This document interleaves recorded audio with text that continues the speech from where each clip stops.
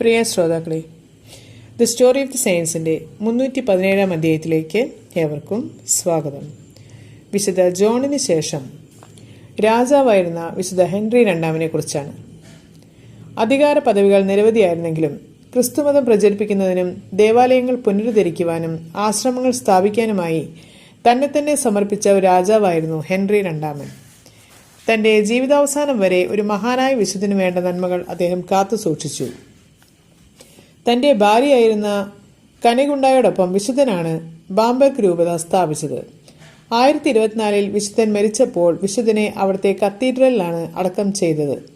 15 വർഷങ്ങൾക്ക് ശേഷം അദ്ദേഹത്തിൻ്റെ ഭക്തയായിരുന്ന ഭാര്യയെയും വിശുദ്ധന്റെ സമീപം തന്നെ അടക്കം ചെയ്തു.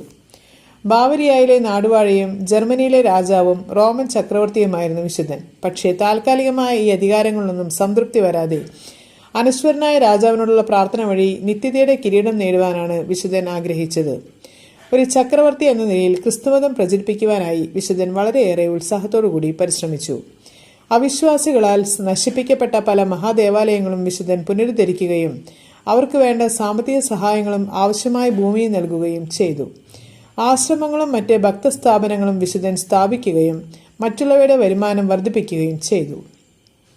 തന്റെ സ്വന്തം കുടുംബസ്വത്ത് കൊണ്ടാണ് വിശുദ്ധൻ ബാംബെർഗിലെ രൂപതാ ഭരണകാര്യാലയം നിർമ്മിച്ചത്. പാപ്പായോട് വളരെയേറെ വിധേയത്വമുള്ളവനായിരുന്നു വിശുദ്ധൻ. ഹെൻറിയെ ചക്രവർത്തിയായി അഭിഷേകം ചെയ്ത ബെനഡിക്ട് എട്ടാമൻ വിശുദ്ധന്റെ പക്കൽ അഭയം നേടിയപ്പോൾ വിശുദ്ധൻ അദ്ദേഹത്തെ സംരക്ഷിക്കുകയും അദ്ദേഹത്തിന്റെ സഭാധികാരം തിരികെ കൊടുക്കുകയും ചെയ്തു. മോണ്ടെ കാസിനോ ആശ്രമത്തിൽ വെച്ച് വിശുദ്ധ ഹെൻറിക്ക് കലശലായ രോഗം പിടിപെട്ടപ്പോൾ വിശുദ്ധ ബെനഡിക്റ്റാണ് അദ്ദേഹത്തെ അത്ഭുതകരമായി സുഖപ്പെടുത്തിയത്. കത്തോലിക്ക സഭയുടെ സംരക്ഷണാർത്ഥം വിശുദ്ധൻ ഗ്രീക്കുകാർക്കെതിരെ യുദ്ധത്തിന് പോലും സന്നദ്ധനായി. അതേ തുടർന്ന് അപുലിയ കീഴടക്കുകയും ചെയ്തു. എന്ത് കാര്യം ചെയ്യുന്നതിനു മുൻപ് പ്രാർത്ഥിക്കുന്ന പതിവ് വിശുദ്ധനുണ്ടായിരുന്നു. പല അവസരങ്ങളിലും കർത്താവിന്റെ മാലാഖമാരും രക്തസാക്ഷികളും തന്റെ മധ്യസ്ഥരും തനിക്ക് വേണ്ടി സൈന്യത്തിന് മുന്നിൽ നിന്ന് യുദ്ധം ചെയ്യുന്നതായി വിശുദ്ധൻ കണ്ടിട്ടുണ്ടെന്ന് പറയുന്നു. ഇത്തരത്തിലുള്ള ദൈവിക സഹായത്തോടെ അവിശ്വാസികളുടെ രാജ്യങ്ങളെ വിശുദ്ധൻ ആയുധത്തേക്കാൾ ഉപരിയായി പ്രാർത്ഥന കൊണ്ട് കീഴടക്കി. ഹംഗറിയും ആ സമയത്ത് അവിശ്വാസികളുടെ രാജ്യമായിരുന്നു. പക്ഷേ ഹെൻറി തന്റെ സഹോദരിയെ അവിടുത്തെ രാജാവായ സ്റ്റീഫനെ വിവാഹം ചെയ്തു കൊടുത്തതോടെ അദ്ദേഹവും ജ്ഞാനസ്നാനം സ്വീകരിക്കുകയും അതേ തുടർന്ന് ആ രാജ്യം മുഴുവൻ ക്രിസ്തീയ വിശ്വാസത്തിലേക്ക് വരികയും ചെയ്തു. വിവാഹിതനായിരുന്നെങ്കിൽ പോലും ഹെൻറിയുടെ വിശുദ്ധിക്ക് യാതൊരു കളങ്കവും സംഭവിച്ചിരുന്നില്ല. വിശുദ്ധന്റെ മരണത്തോടെ അദ്ദേഹത്തിന്റെ പത്നിയും കന്യകയുമായിരുന്ന വിശുദ്ധ കനിഗുണ്ട സ്വന്തം ഭവനത്തിലേക്ക് പോയി.